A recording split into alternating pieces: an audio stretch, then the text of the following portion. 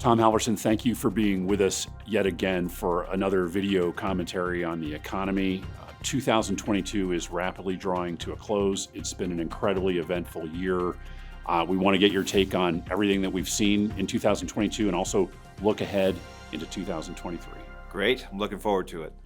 This has been a tough year, I think, for a lot of people to figure. And we've got a chart here that kind of illustrates why, there's been so many worries and concerns and pressures on the economy. If you think about inflation and interest rates and worries about a recession, and all of those things have really weighed down the equity markets. They're down significantly this year. At the same time, if you look at unemployment, that's been really strong. The job market's been really solid. Help us unpack that. I mean, is this a story of resilience? Is it a story of weakness? Is it something in between? What's your take on that? To a certain extent, it's a little bit of all of the above, right? Implied in the question is it's been exhausting, right? Everybody thought they were done when we had the worst pandemic in 100 years and the consequences of that and the responses to that and all the rest of it. And then we have inflation for the first time in 40 years and the response to inflation with interest rates and everything else. And we didn't see that coming. I didn't see it coming. Nobody did. The reality is, I think it's a story really of resilience. Look at how well our country did compared to our peers in the world in responding to COVID. And look at how we're doing in terms of getting our economy through the consequences of inflation and all of the rest of it. Our inflation is lower. Our authorities responded very quickly and comprehensively. Though not perhaps starting the interest rate cycle as fast as some might have wanted, but they're doing an effective, robust job. And we're probably going to work our way through this global phenomenon more effectively and more gracefully than many of our peers, which is another way of saying we should feel good about that, but it probably doesn't feel so good as we experience it. So a more optimistic than pessimistic answer. Absolutely. I think the economy continues to be resilient, particularly the labor market, than we would have a reason to expect or than we would have experienced in previous cycles like this over the last 30 years. One of the big defining features of 2022 has been the war in Ukraine. I want to ask you about that. That's obviously been was a shock event that no one was expecting. It's had impacts all over the place, including in markets that our customers operate in. Question one there is, what's your take on the situation right now? There's no obvious sort of resolution path, but what do you think is likely going forward? I think that the long-term impact and implications of this war are going to be bigger and more consequential than we can foresee as we sit here talking about it today. This is a very serious, large-scale, major conflict, not of the type we haven't seen in decades.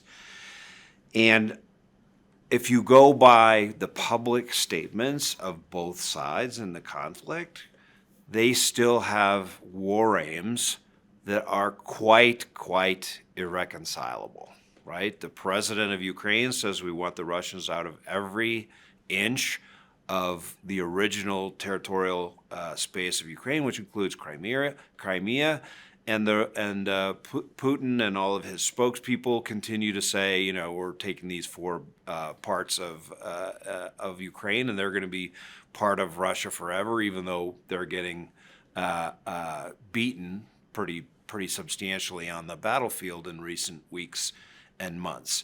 So somehow both sides, although they are exhausted, are going to continue to fight.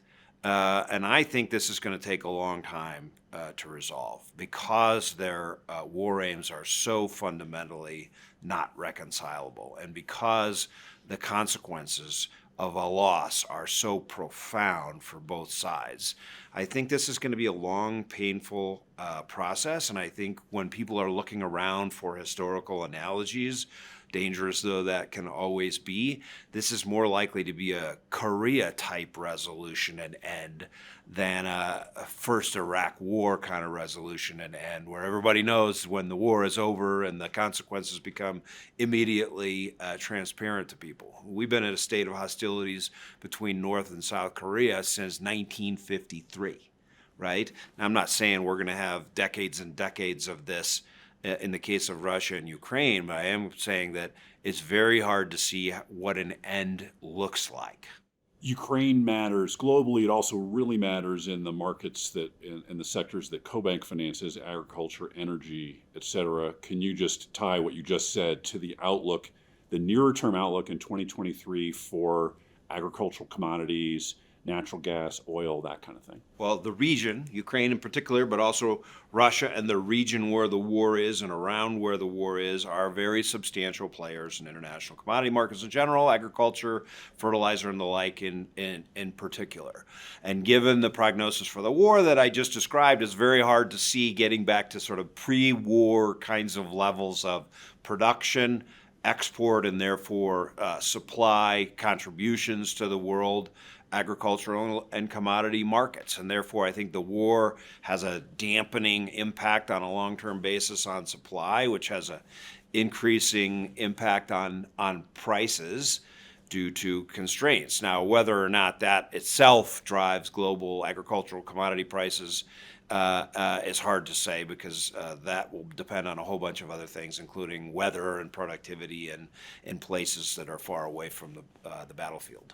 But net, it is, you expect supplies out of that region to be constrained. Absolutely. You know, the Ukrainians can't produce what they used to produce, and they can't export what they used to export. Let's go to the second big story of 2022, which has been inflation and interest rates.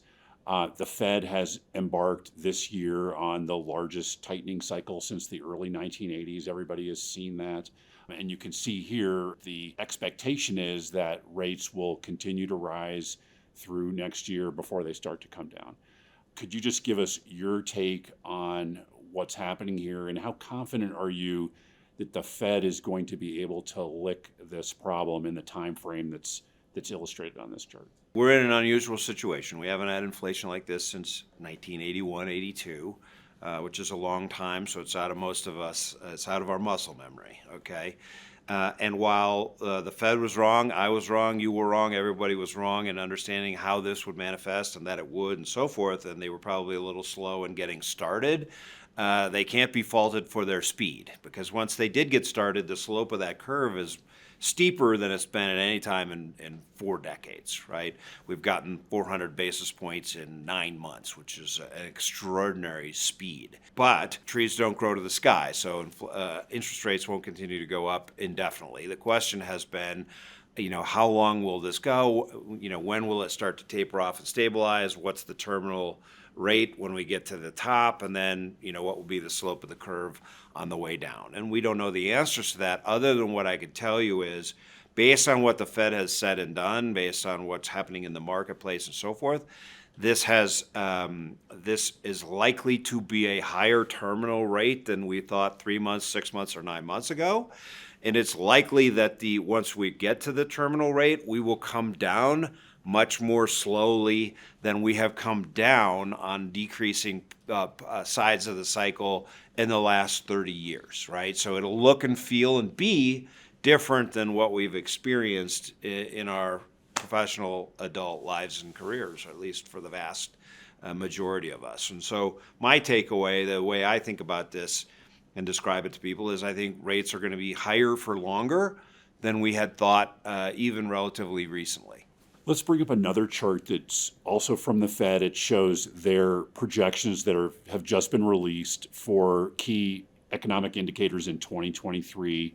You can see they're projecting now growth in the economy of about 0.5% in 2023, unemployment about 4.5%, and inflation around 3%. When you look at those bars together, what do you see? Do you see a glass that's more half full, or a glass that's more half empty? Help us figure this out. Well, I'm smiling and chuckling because happily for me, I don't have to do what the Fed has to do, which is to make such projections, because they're going to be wrong, right? I'd be wrong, you'd be wrong, they're going to be wrong. But if we actually achieved the outcome of these projections, the glass would definitely be half full, in my humble opinion, right? Because if the economy achieves this, we would avoid a recession. We'd have positive growth, although very small. Unemployment would be meaningfully higher than it is today, but 4.6 in the big scheme of things is not that high relative to situations in the past, at that point in the cycle.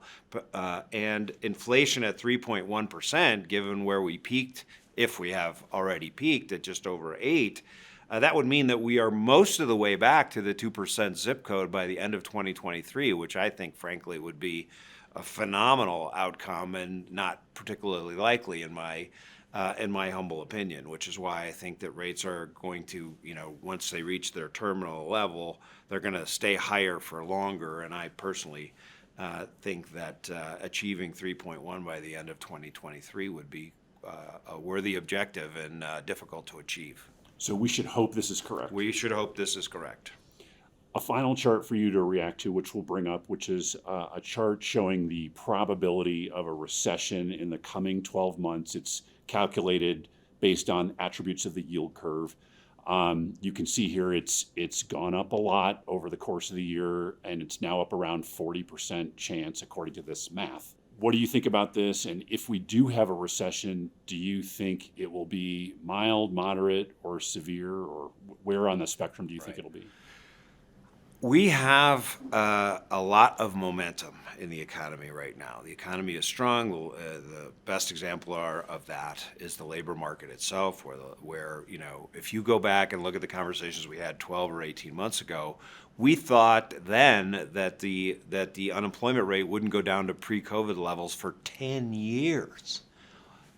We're already there, right? In a very, very short space of time. So there's a lot of tailwinds on the economy. Now, are we going to have a recession or not have a recession? You could flip a coin and be as accurate as any of these indicators. What I will tell you is that the Federal Reserve is, despite the fact that they have under law a dual mandate of price stability defined as 2%-ish inflation and jobs growth and the health of the labor market on the other hand, when those things fall out of alignment with each other, they are going to, and they've been very clear about this, attack inflation to get it back down to 2%. And if that means they have to drive up the consequence indirectly as we drive up unemployment, that's a cost that has to be paid because that's what the law requires them to do. And that is what they are going to do. Now, do I expect to have a recession that has the kinds of attributes of the Great Recession of 2007 to 2009? No. This is not, or the recession that we just had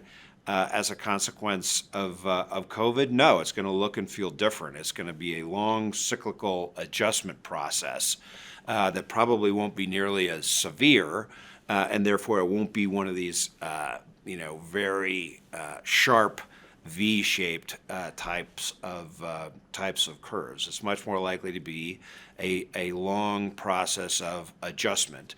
And some of the ways this will work out, we have absolutely no control over, right? So, for example, the Chinese are now migrating out of their zero COVID policy. They're not saying it that way, but that seems to be what they're doing.